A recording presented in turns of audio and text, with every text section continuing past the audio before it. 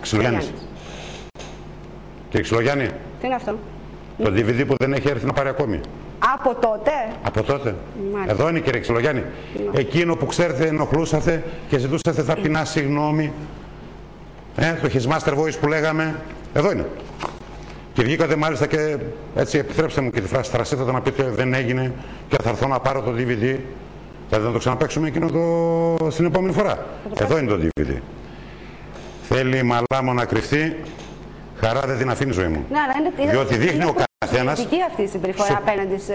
Είναι δυνατόν να γίνεται συνέντευξη τύπου, να φωνάζει στους τηλεοπτικούς σταθμούς, στους εφημερίδες ραδιόφωνα και να λες. Δείχνει πέραν της απειρίας. Συγγνώμη που γελάω, αλλά. Όχι, με συγχωρείτε. Φέρει τον τίτλο του εκπροσώπου τύπου.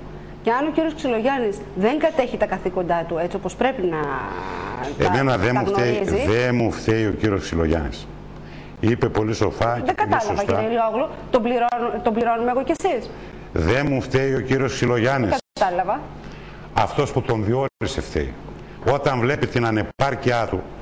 Προσέξτε για να μην τρελαθούμε. Μπορεί ο άνθρωπος σε κάτι άλλο να είναι ικανότητος. Όπως εγώ είμαι ανίκανος σε 1.000.000 πράγματα. Εντελώς ανίκανος. Να κάνω 1.000.000 πράγματα. Και μπορεί να είμαι ικανός σε 1-2 πράγματα. Όταν λοιπόν ο Δήμαρχος βλέπει την ανεπάρκειά του, έγινε με αυτό το θέμα την άλλη φορά που για αυτό και μόνο το θέμα να τον έχει παραιτήσει, να τον έχει στείλει στο σπίτι. Θυμόσαστε εκείνον τον διάλογο τον περίφημο. Έτσι, δεν ήρθε να το πάρει. Την άλλη φορά να έρθει εδώ μαζί μου, το ξαναπαίξω. Πρέπει να πέρασαν τουλάχιστον 6 μήνες. Ούτε καμία απάντηση έκανε. Λοιπόν, πόσο? Ένα εξάμηνο πρέπει να πέρασε. Βέβαια πέρασε. Εγώ ακόμα το περιμένω. Και άλλες 3-4 φορές είπα: εδώ είναι το DVD, πότε θα έρθετε να το πάρετε. Όπου εκεί. Και δεν μου φταίει ο εκδότης, να μην τρελαθούμε. Αν κάποιος θέλει να νιώθει, ενδεχομένως λέω, φόρο υποτελής και θέλει να ενημερώνει πρώτα.